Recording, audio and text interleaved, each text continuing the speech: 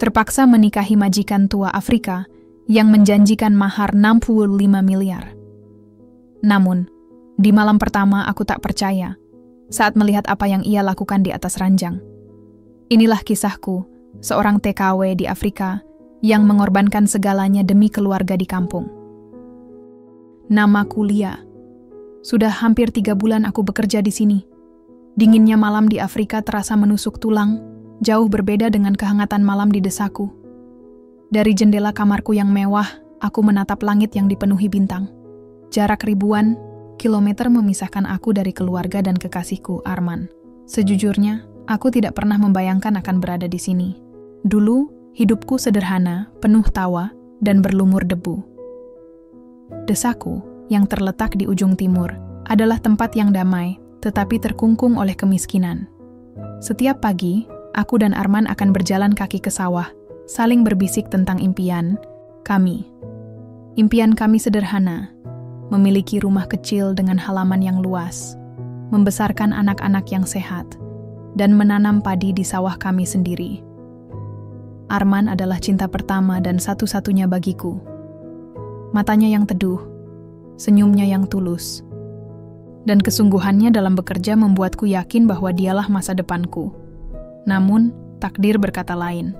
Kemiskinan adalah belenggu yang sulit dipatahkan. Ayahku, yang meminjam uang dari rentenir desa, jatuh sakit. Utang kami menumpuk, dan bunga yang terus bertambah membuat kami semakin tercekik. Kami tidak punya apa-apa lagi. Sawah satu-satunya yang kami miliki sudah digadaikan.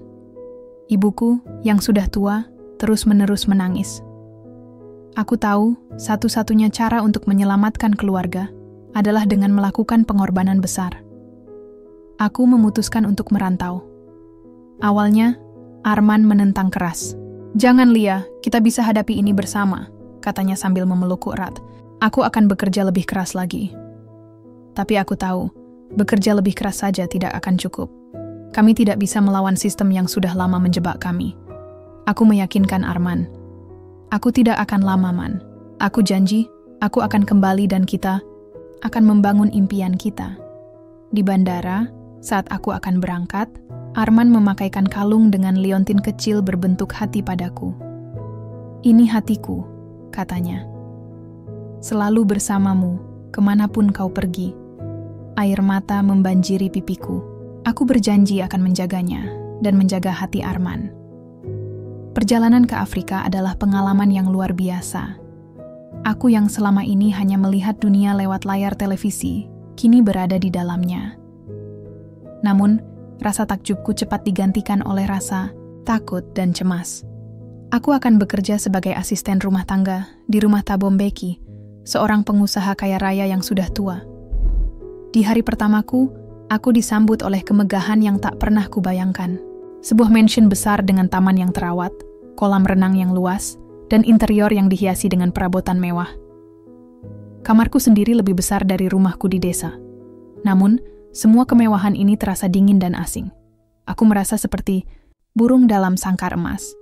Tugasku sederhana, membersihkan rumah, menyiapkan makanan, dan sesekali menemani Thabo Mbeki membaca di perpustakaannya. Thabo adalah pria yang pendiam. Ia jarang bicara, tetapi selalu mengamatiku dari balik kacamatanya.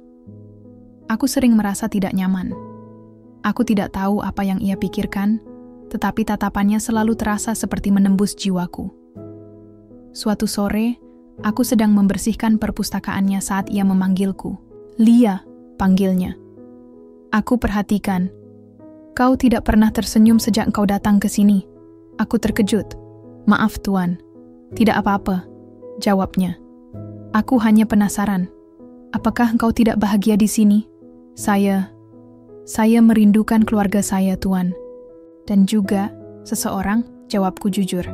Aku tidak bisa berbohong. Thabo hanya mengangguk. Aku mengerti. Hidup memang penuh dengan pilihan yang sulit. Kata-katanya membuatku merasa sedikit lebih tenang. Ia tidak menghakimiku. Namun, aku tidak pernah menyangka bahwa percakapan singkat itu akan mengubah segalanya. Malam itu, aku menelepon Arman. Suaranya yang serak membuatku rindu setengah mati. Aku menceritakan tentang rumah mewah, tentang kesepianku, dan tentang betapa aku merindukannya. Ia memintaku untuk bersabar, untuk bertahan. 3 bulan berlalu, dan aku mulai terbiasa dengan rutinitas. Aku membersihkan, memasak, dan merenung. Aku menabung setiap sen uang yang aku dapat.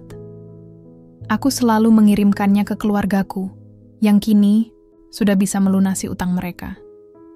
Aku bahagia karena mereka bahagia.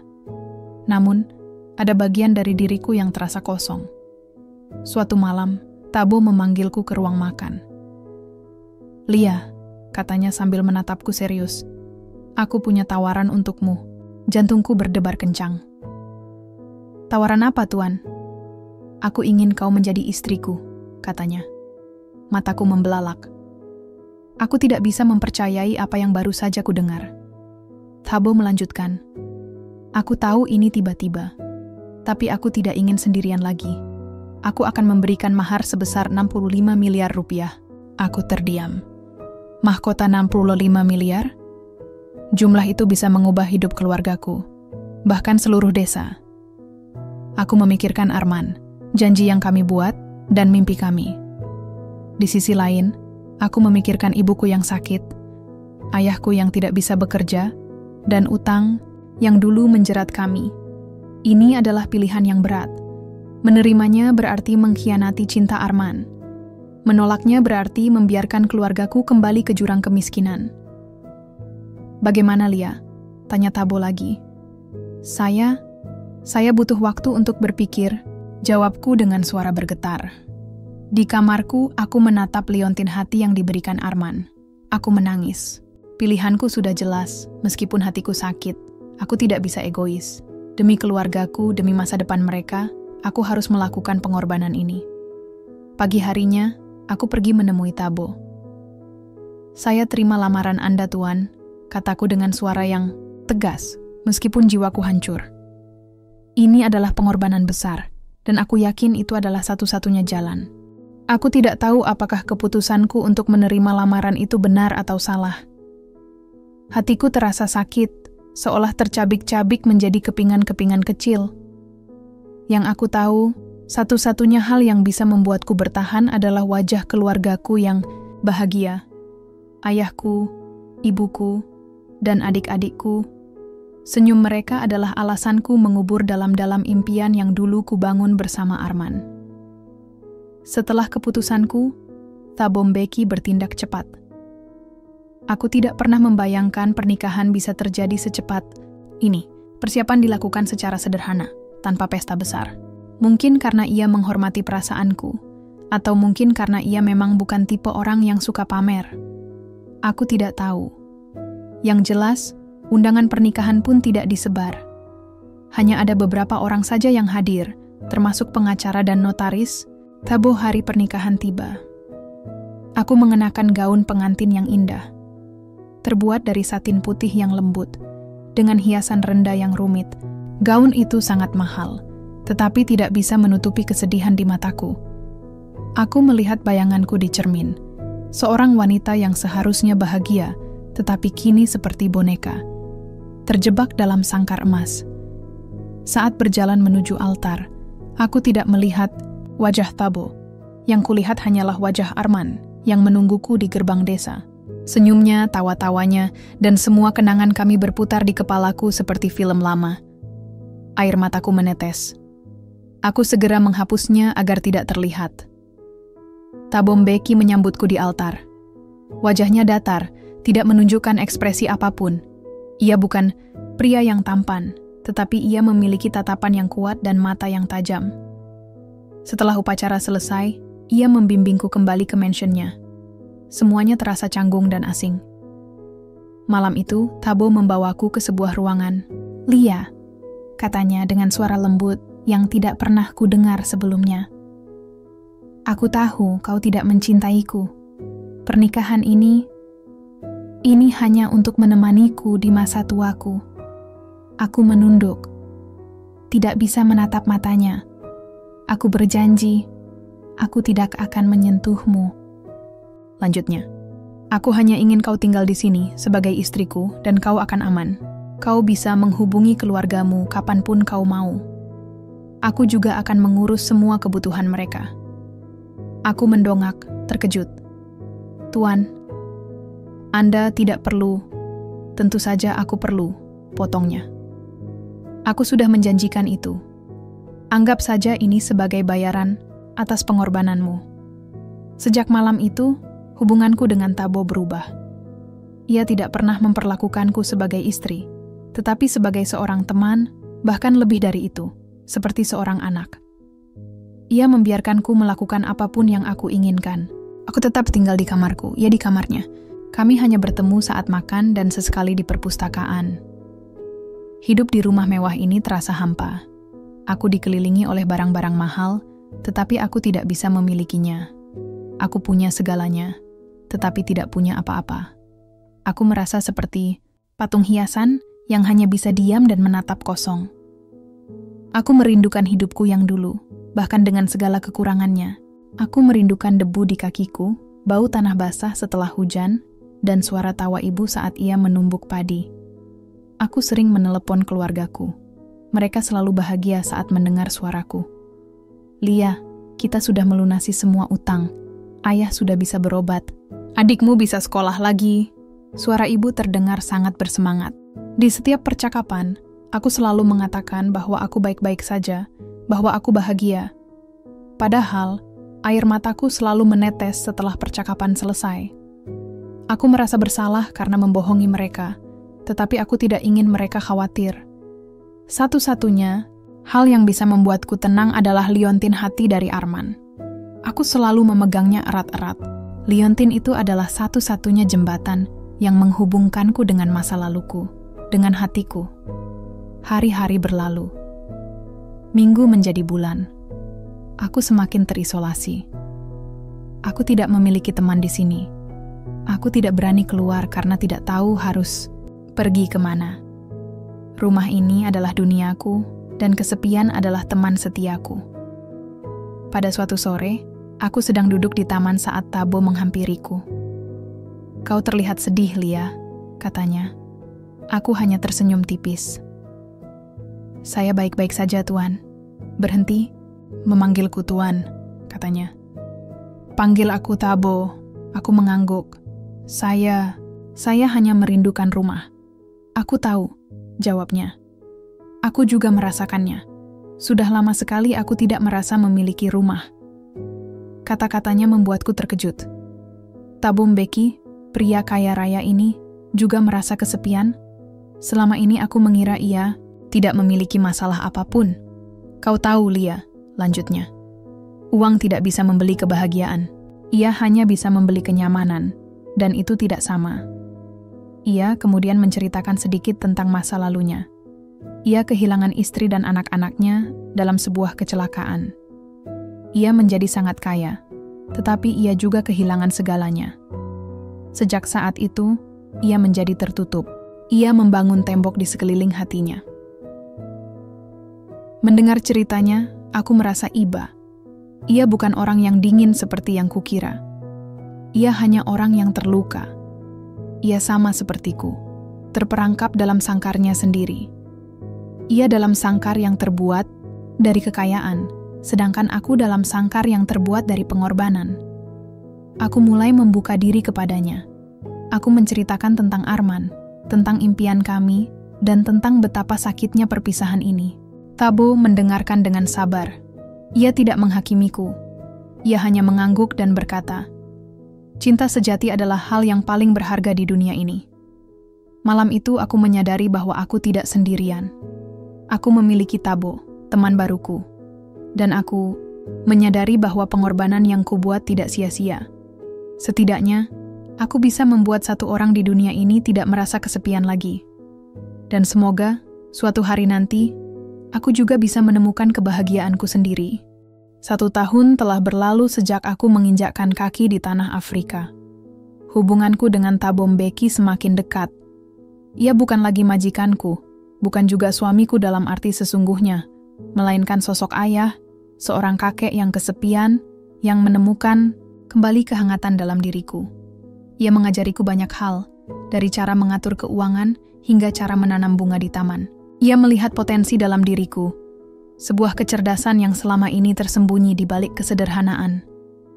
Aku pun mulai melihat Thabo sebagai sosok yang lebih dari sekadar pengusaha kaya raya. Di balik wajahnya yang kaku, ada hati yang penuh luka. Ia sering bercerita tentang istri dan anaknya yang meninggal dalam sebuah kecelakaan, tentang bagaimana ia kehilangan arah dan tujuan. Ia pun menceritakan tentang perusahaannya yang dulu hampir hancur karena pengkhianatan dari orang-orang terdekatnya. Mendengarnya, aku merasakan ikatan batin yang kuat. Kami berdua adalah orang yang sama-sama kesepian, terperangkap dalam sangkar yang berbeda. Pagi itu, seperti biasa, aku menyiapkan teh untuk Thabo di perpustakaannya. Ia sedang membaca koran, wajahnya tampak serius. Setelah meletakkan cangkir, aku berbalik untuk pergi. "Lia," panggilnya. Suaranya terdengar berat. Aku berbalik. "Ada apa, Thabo?" Ia melipat korannya dan meletakkannya di meja. Tatapannya lurus ke mataku.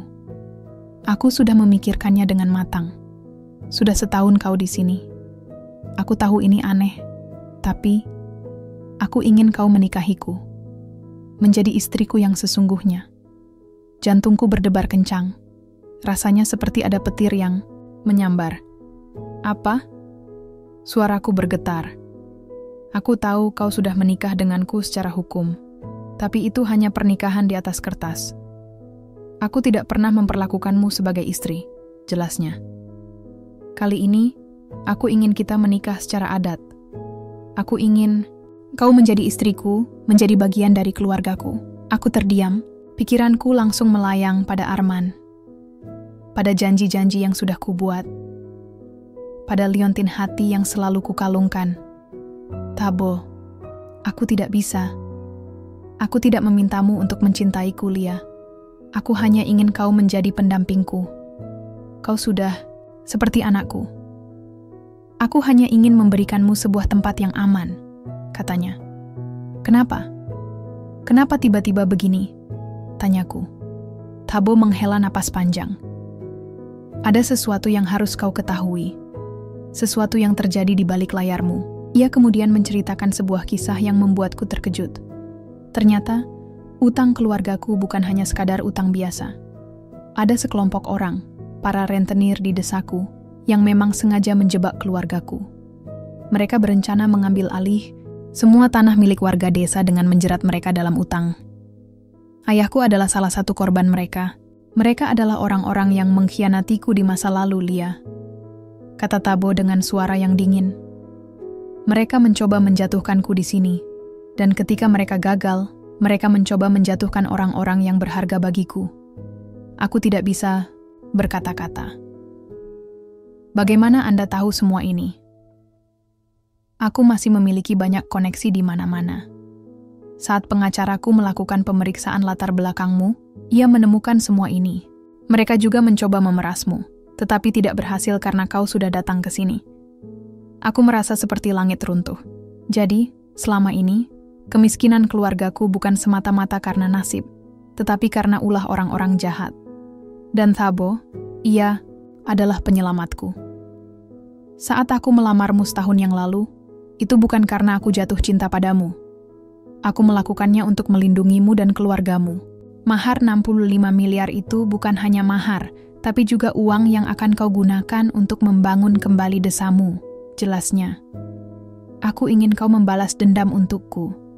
Aku ingin kau menjatuhkan mereka, dengan caramu sendiri, dengan cara yang elegan. Aku menangis.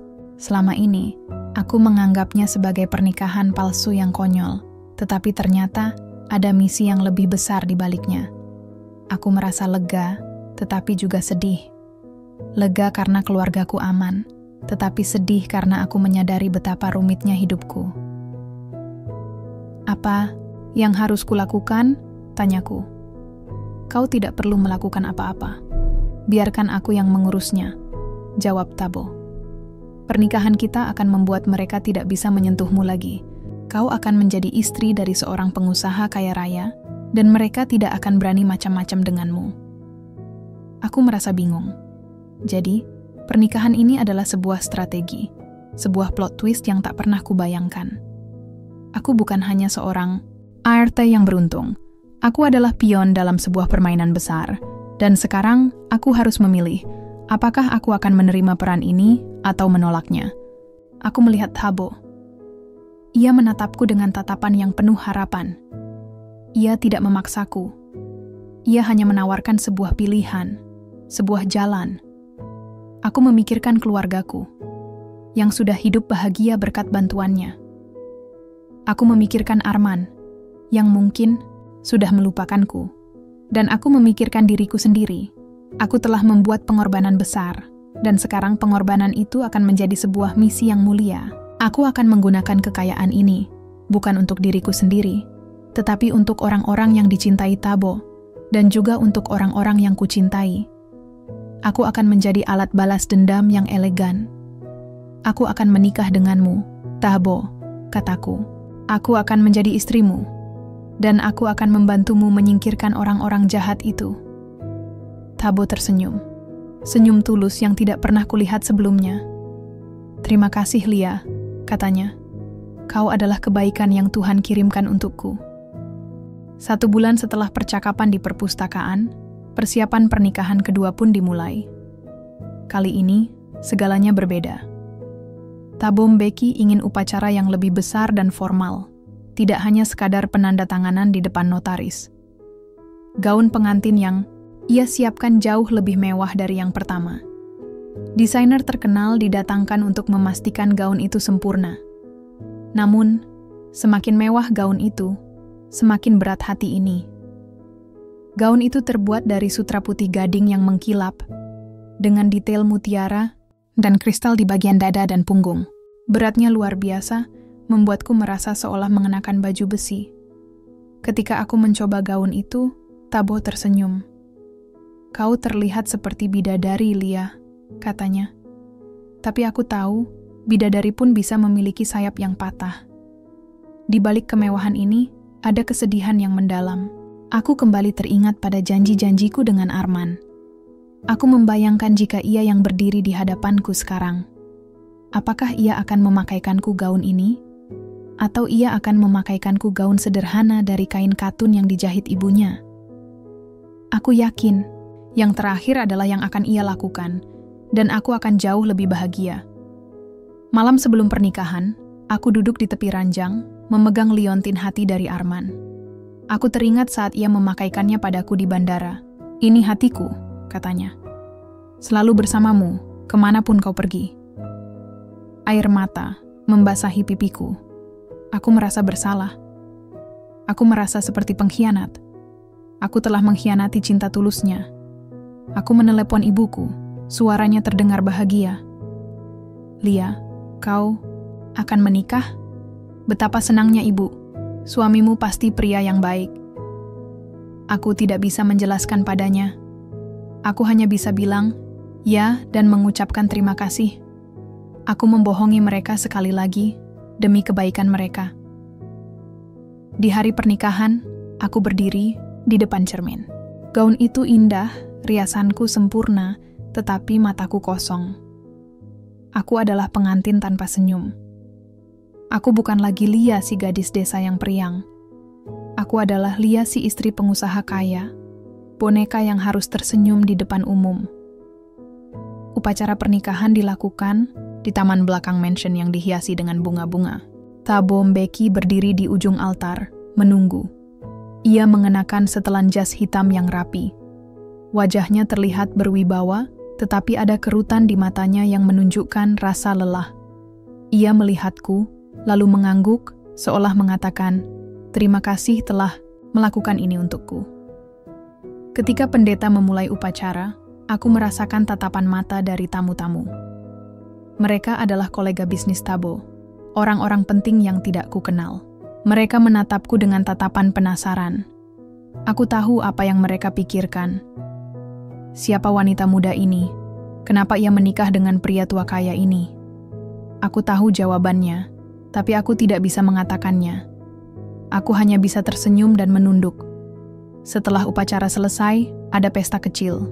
Thabo memegang tanganku dan memperkenalkan aku kepada tamu-tamu. "Ini istriku, Lia," katanya dengan bangga.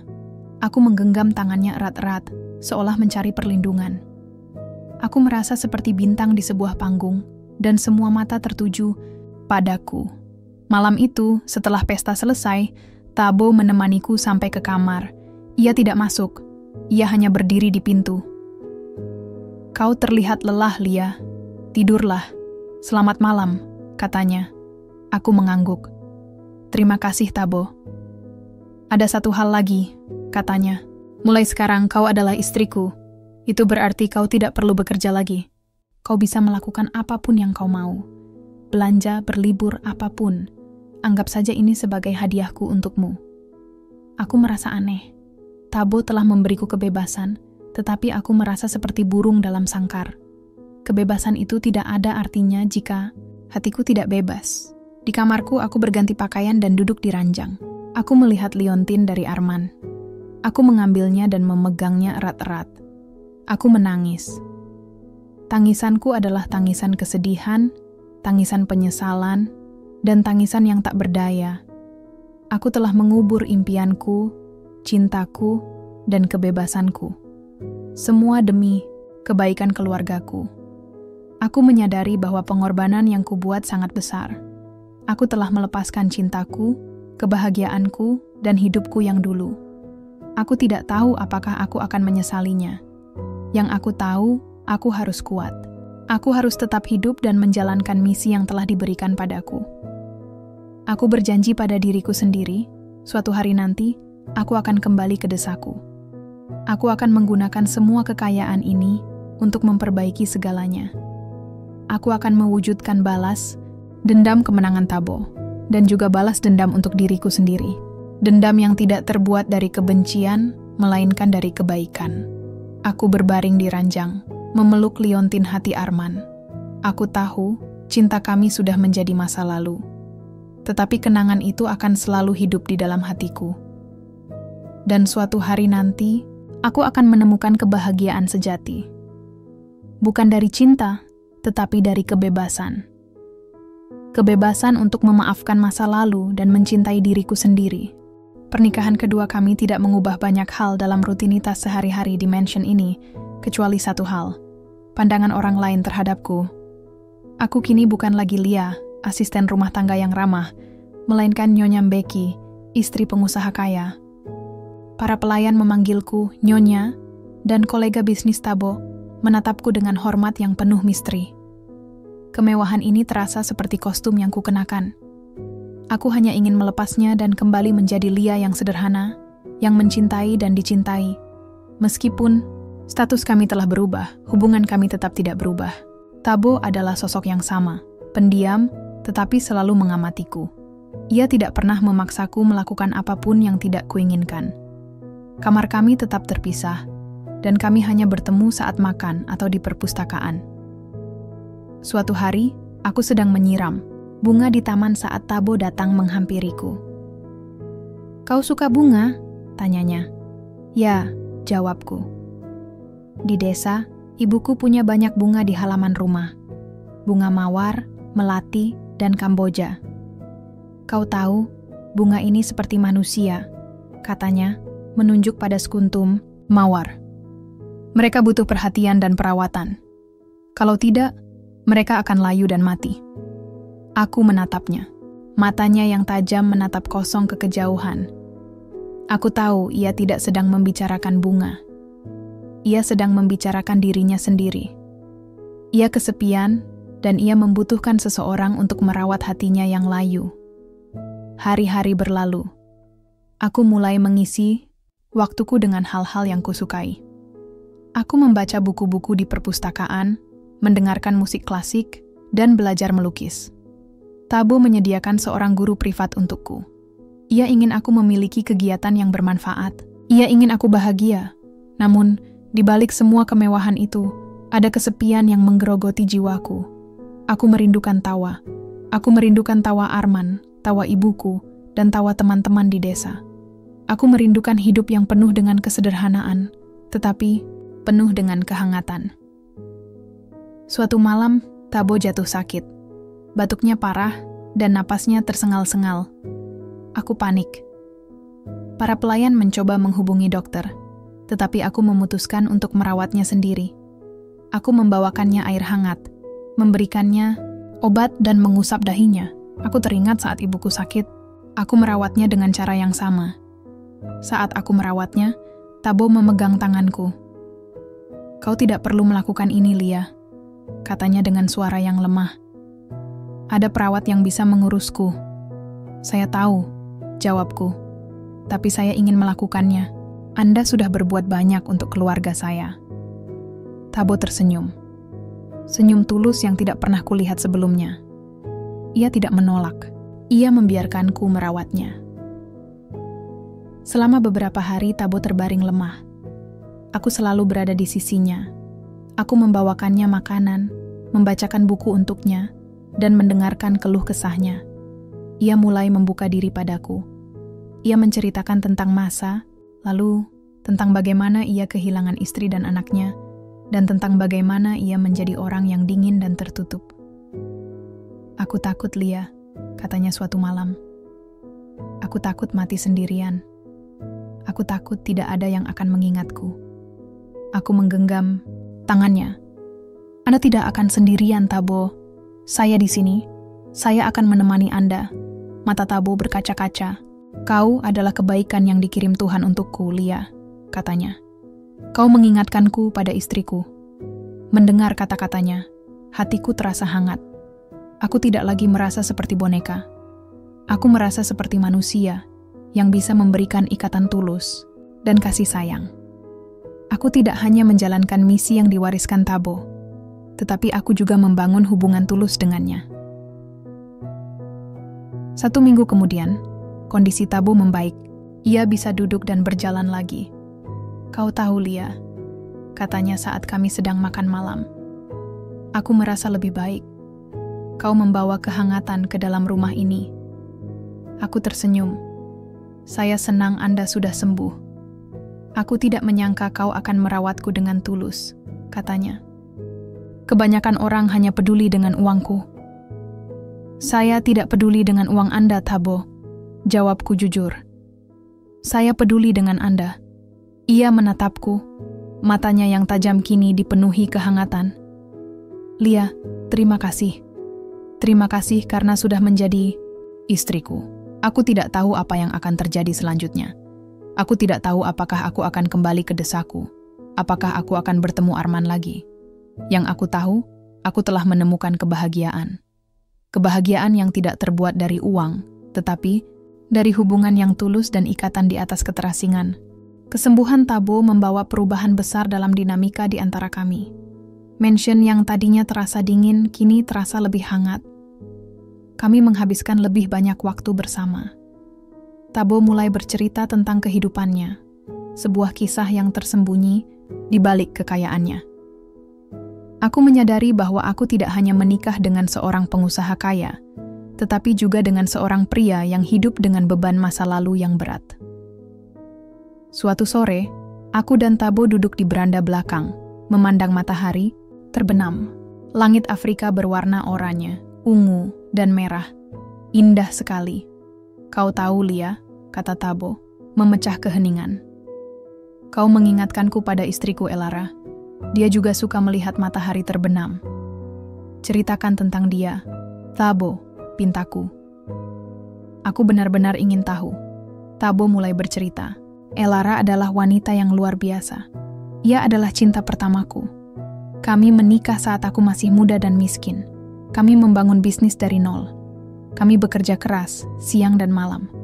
Ia adalah otak di balik kesuksesan perusahaanku." Ia terdiam sejenak. Aku bisa merasakan kesedihan dalam suaranya. "Kami memiliki seorang putri, namanya Zola. Dia cantik sekali, seperti ibunya. Mereka adalah duniaku. Segalanya yang kulakukan untuk mereka." Kemudian, Tabo menceritakan saat-saat kelam. "Aku memiliki seorang rekan bisnis namanya Nala. Dia adalah sahabat terbaikku. Aku mempercayainya seperti saudaraku sendiri, tapi dia mengkhianatiku. Dia mencoba merebut perusahaanku. Saat aku mengetahuinya, aku tidak bisa percaya. Aku sangat marah dan kami bertengkar hebat. Setelah pertengkaran itu, aku tidak pernah bisa melihatnya lagi." "Apa yang terjadi?" tanyaku. Tabo menghela napas panjang. Nala bekerja sama dengan sekelompok orang, termasuk para rentenir di desamu, untuk menjatuhkanku. Mereka menciptakan skandal dan mencoba menghancurkan reputasiku. Saat Elara dan Zola sedang dalam perjalanan untuk menemuiku, mereka mengalami kecelakaan mobil. Polisi mengatakan itu adalah kecelakaan biasa, tetapi aku tahu itu bukan. Aku tahu Nala yang merencanakannya. Aku terkejut. Tapi, kenapa? Karena aku menolak memberikan perusahaanku kepadanya. Jawab Tabo. Dia tahu aku sangat mencintai keluargaku. Dia tahu aku akan melakukan apa saja untuk mereka. Dan dia mencoba menggunakan mereka untuk melawanku. Tapi dia gagal. Dan karena kegagalannya, ia mengambil mereka dariku. Aku menatap Tabo. Ia terlihat sangat kesepian. Aku bisa merasakan penderitaan yang ia alami. Saya turut berduka, Tabo, kataku, memegang tangannya. Tidak apa-apa, Lia, katanya.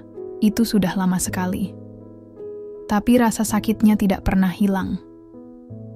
Aku membangun tembok di sekeliling hatiku, agar tidak ada lagi yang bisa menyakitiku. Aku menjadi tertutup dan dingin.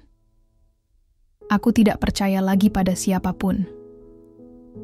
Lalu, kenapa Anda percaya pada saya? Tanyaku, penasaran. Tabo menatapku, matanya yang tajam kini dipenuhi kelembutan. Karena kau mengingatkanku pada Elara. Kau memiliki ketulusan dan kebaikan yang sama dengannya. Kau tidak peduli dengan uangku. Kau hanya ingin merawatku. Ia kemudian menceritakan misteri yang lebih dalam. Pengkhianatanku tidak hanya datang dari Nala. Dia juga bekerja sama dengan orang-orang di desa yang mencoba mengambil alih tanah dan properti dari orang-orang miskin. Dia mengirim orang-orangnya ke desamu, dan mereka mencoba menjebak keluargamu dengan utang. Aku teringat saat keluargaku terlilit utang. Jadi, itu bukan hanya karena kemiskinan, tapi juga karena ulah orang-orang jahat. Saat aku melamarmu, itu bukan karena aku jatuh cinta padamu. Aku melamarmu karena aku ingin melindungimu. Aku ingin memberimu jalan keluar dari semua masalah ini. Aku juga ingin membalas dendam pada Nala dan kroni-kroninya. Aku terkejut. Jadi, pernikahan ini adalah sebuah strategi, sebuah plot twist yang tak pernah kubayangkan. Aku bukan hanya seorang ART yang beruntung, melainkan pion dalam sebuah permainan besar. Dan sekarang, aku harus memilih.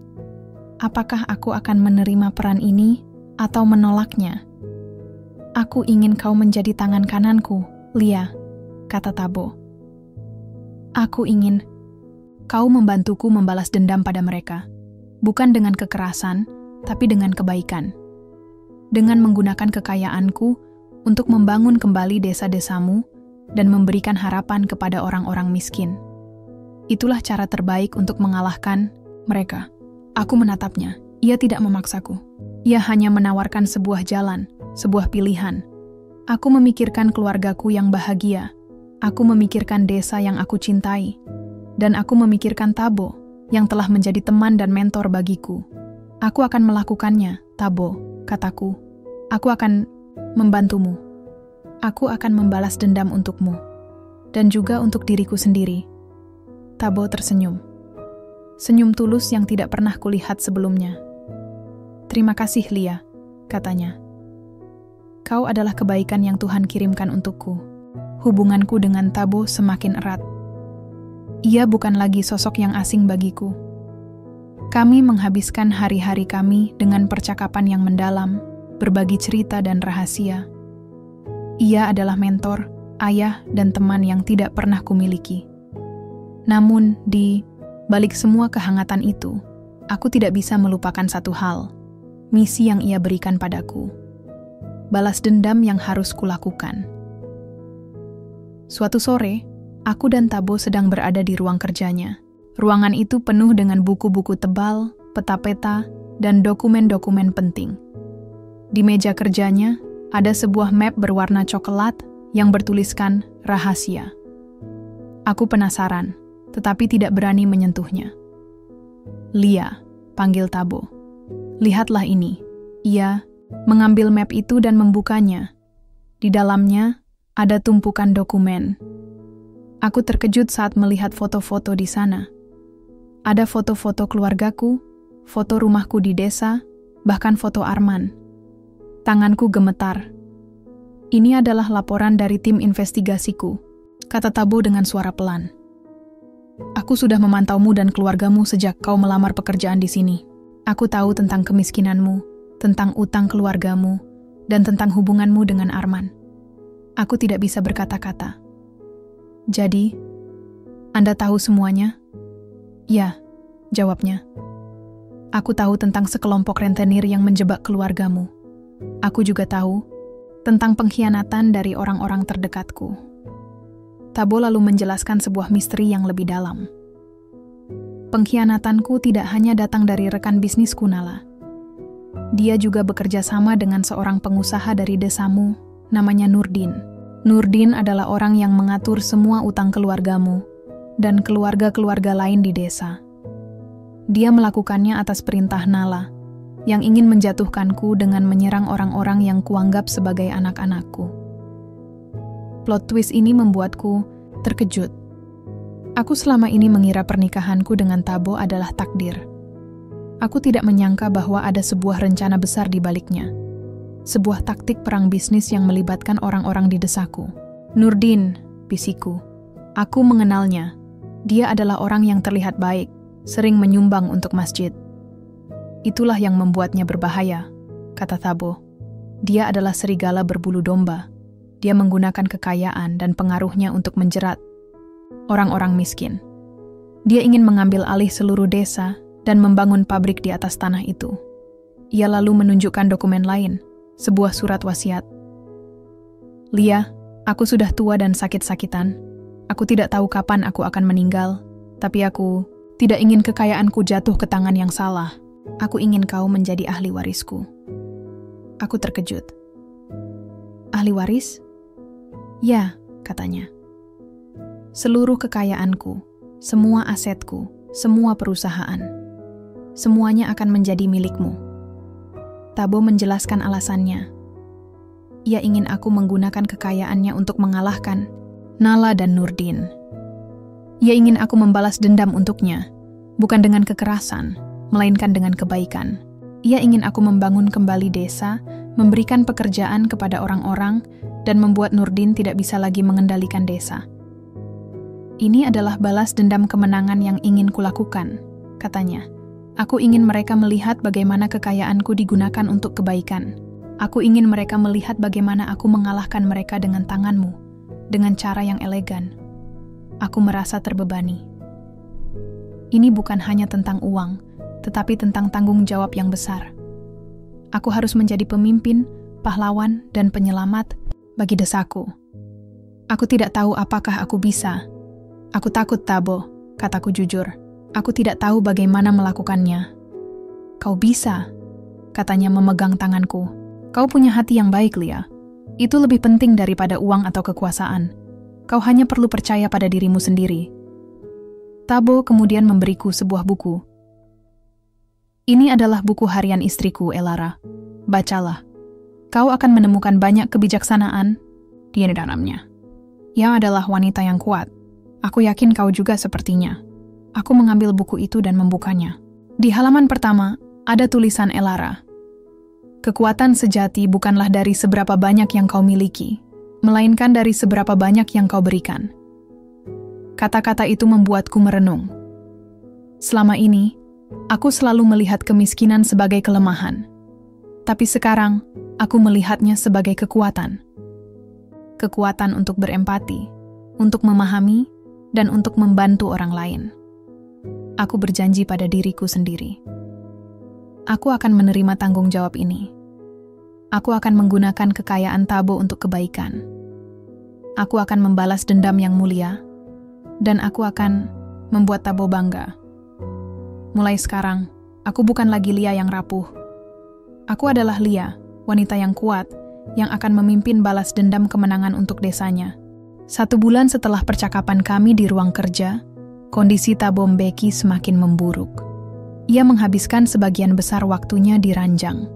Napasnya tersengal, dan wajahnya yang dulu kuat kini terlihat sangat rapuh.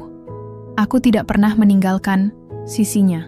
Aku merawatnya dengan sepenuh hati, membawakannya makanan, membacakan buku, dan menemaninya berbicara. Kami berbagi cerita, kenangan, dan harapan. Suatu sore, Thabo memanggilku. Ia terlihat sangat lemah. "Lia," bisiknya dengan suara serak. Aku sudah tidak kuat. Aku menggenggam tangannya erat-erat. "Jangan bicara begitu, Thabo. Anda akan sembuh." Ia tersenyum tipis. "Aku sudah hidup lebih dari yang kuharapkan. Aku sudah melihat kebaikan dalam dirimu. Itu sudah cukup untukku." Ia kemudian mengambil sebuah amplop dari bawah bantalnya dan menyerahkannya kepadaku. "Ini adalah surat wasiatku yang baru. Aku sudah memberitahu pengacaraku. Semuanya, semua milikku, akan jadi milikmu." Tanganku gemetar saat menerima amplop itu. Aku tidak peduli dengan uang. Aku peduli dengan Thabo. Ia sudah seperti ayah bagiku. "Aku punya satu permintaan terakhir," katanya. "Janji padaku, kau akan menyelesaikan misi ini.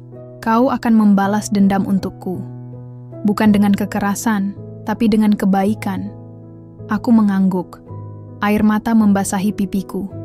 "Aku janji, Thabo. Aku akan melakukannya." Malam itu, Thabo meninggal dalam tidurnya.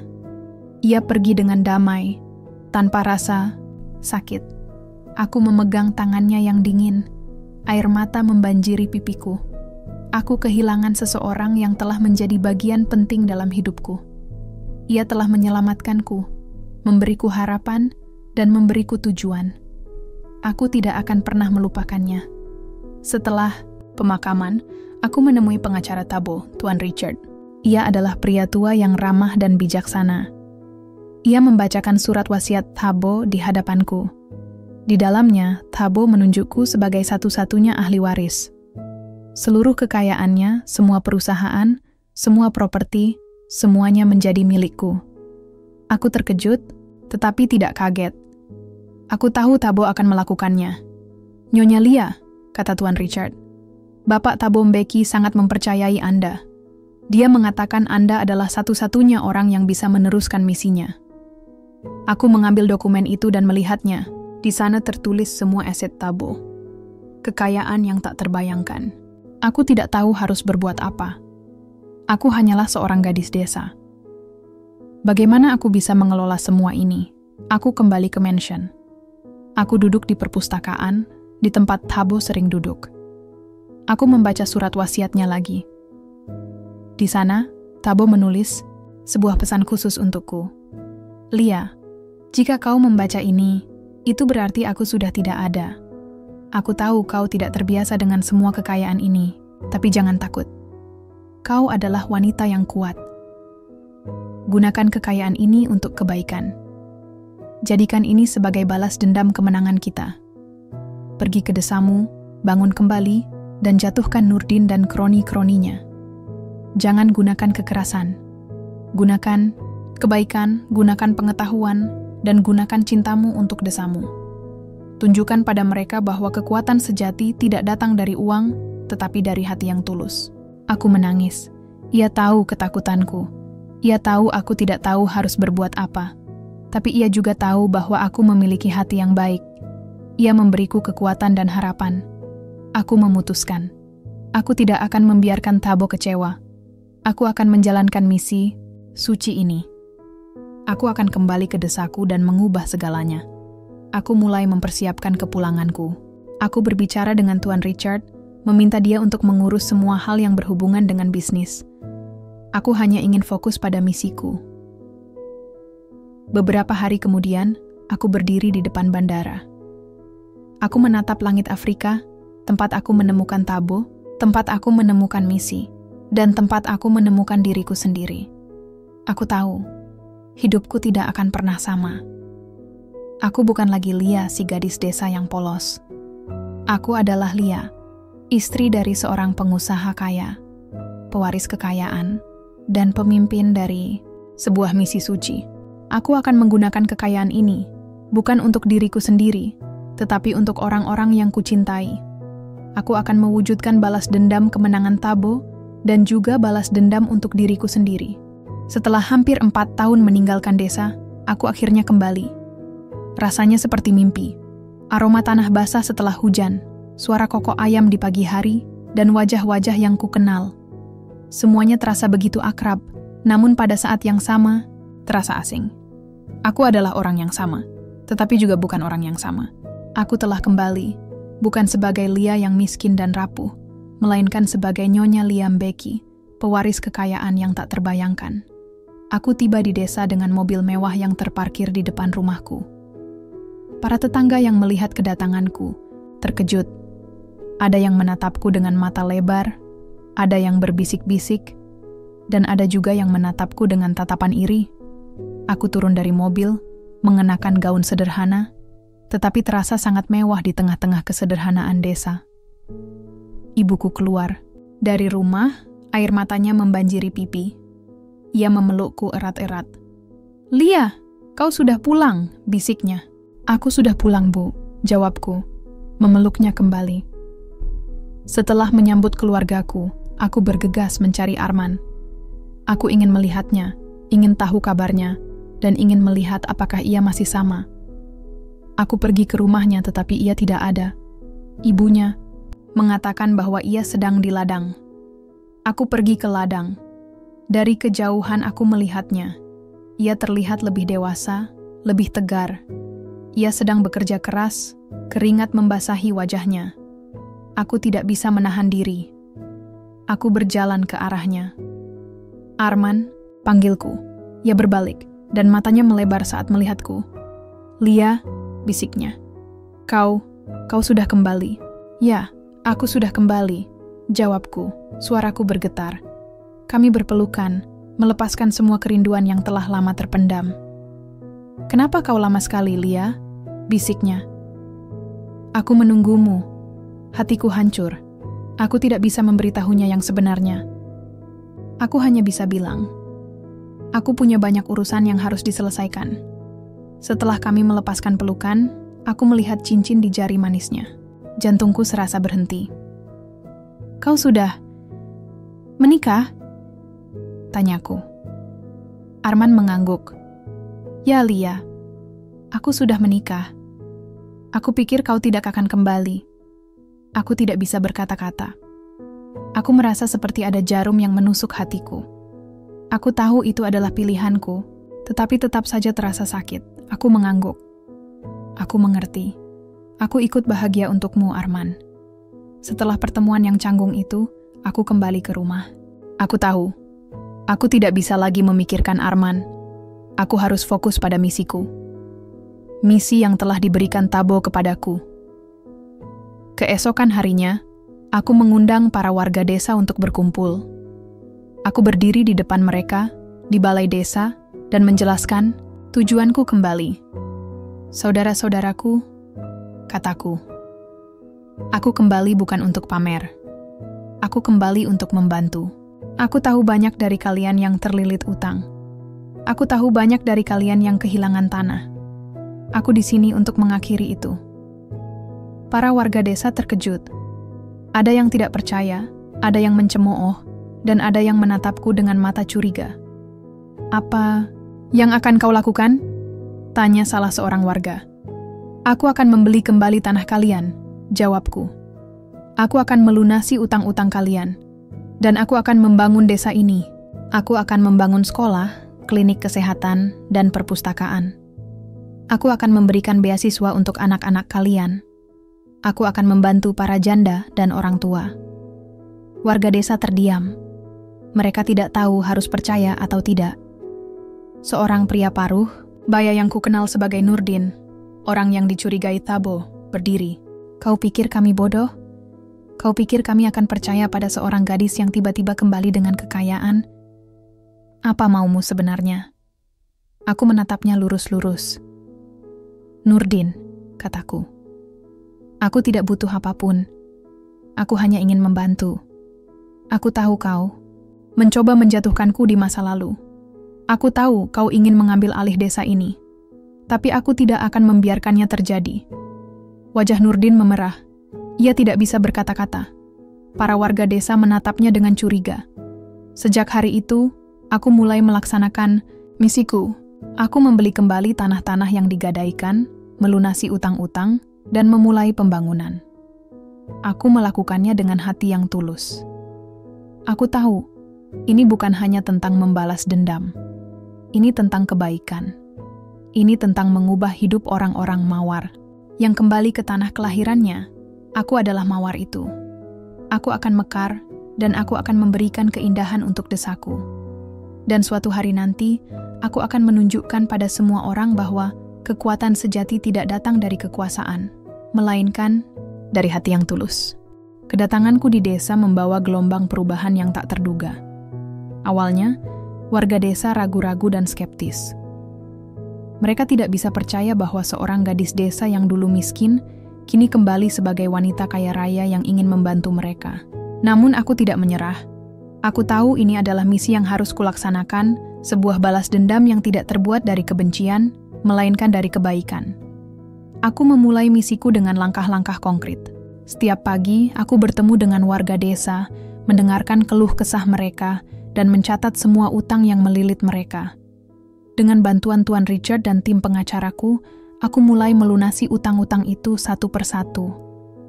Awalnya Nurdin, sang rentenir desa yang menjadi kaki tangan Nala, terkejut.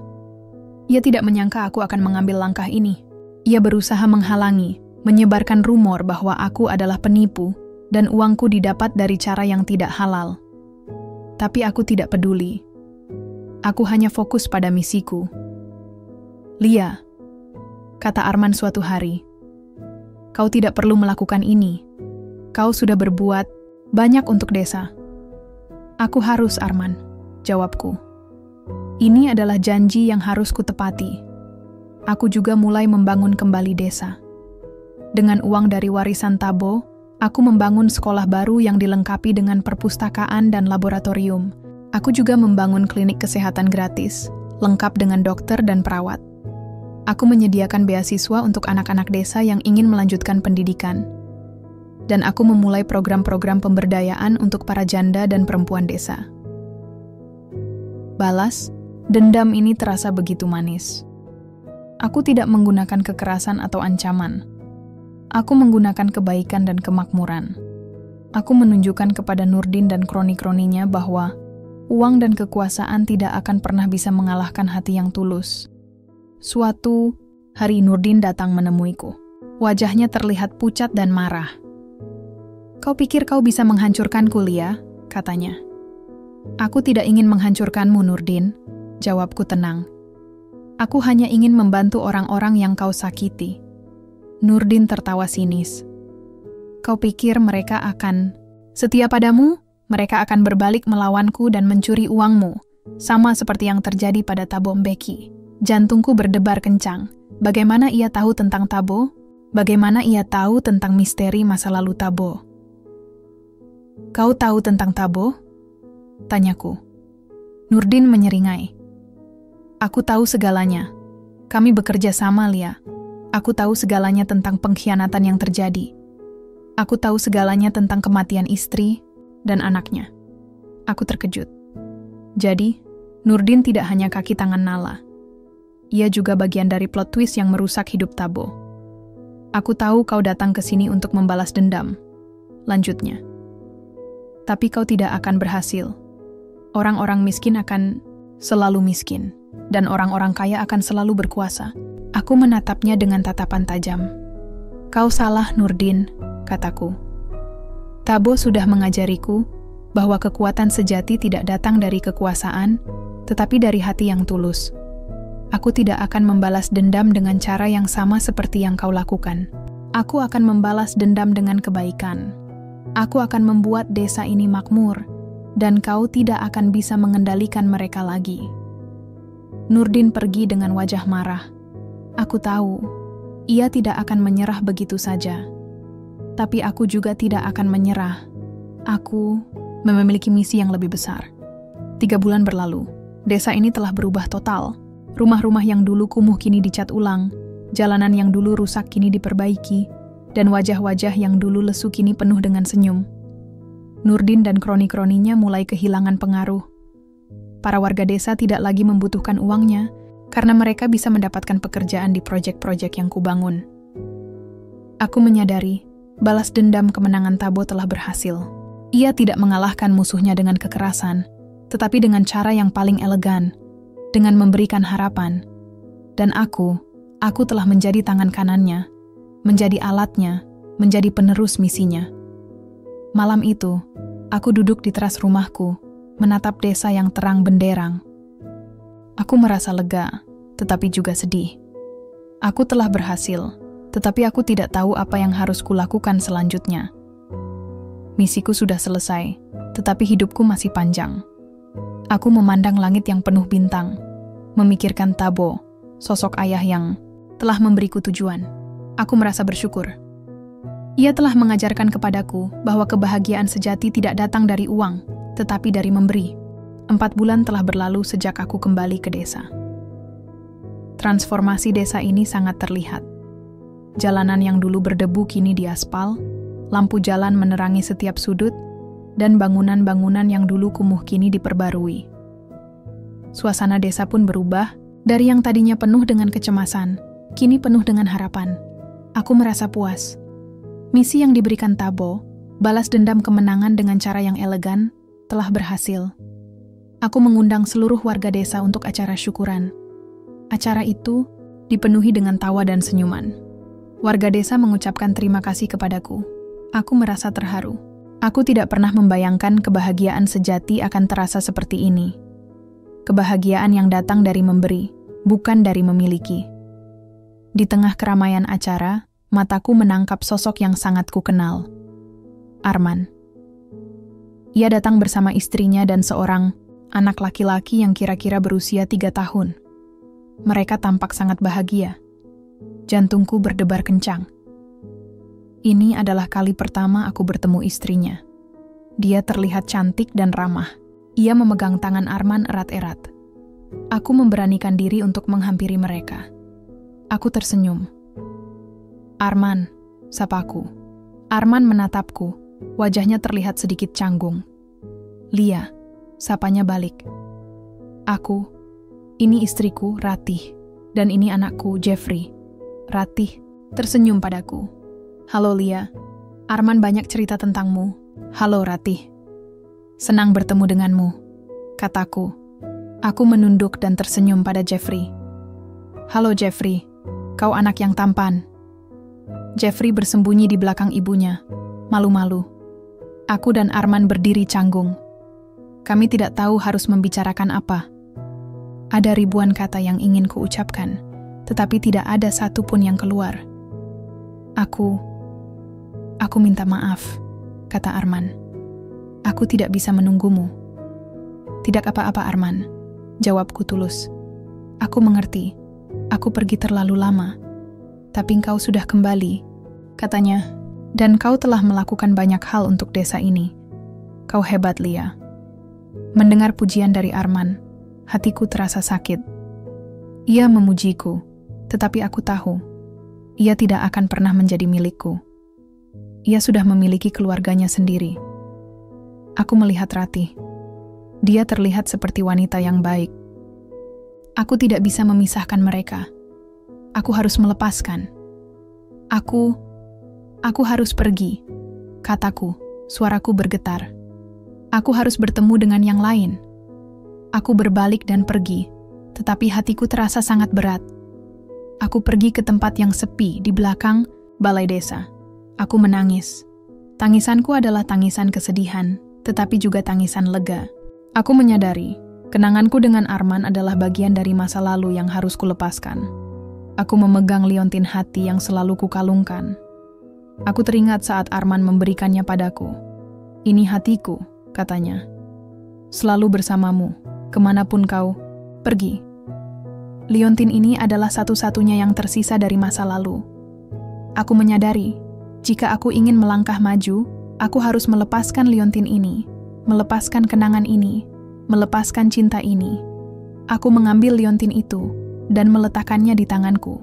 Aku melihatnya, mengenang semua janji, semua mimpi, semua harapan yang pernah kumiliki. Lalu, aku memejamkan mata dan melepaskannya. Aku tidak membuangnya. Aku hanya meletakkannya di sebuah kotak kecil, menyimpannya sebagai kenangan. Ketika aku membuka mata, aku merasa lega. Beban yang selama ini membebani jiwaku kini terangkat. Aku tidak lagi merasa terikat dengan masa lalu. Aku tidak lagi merasa sedih. Aku merasa bebas.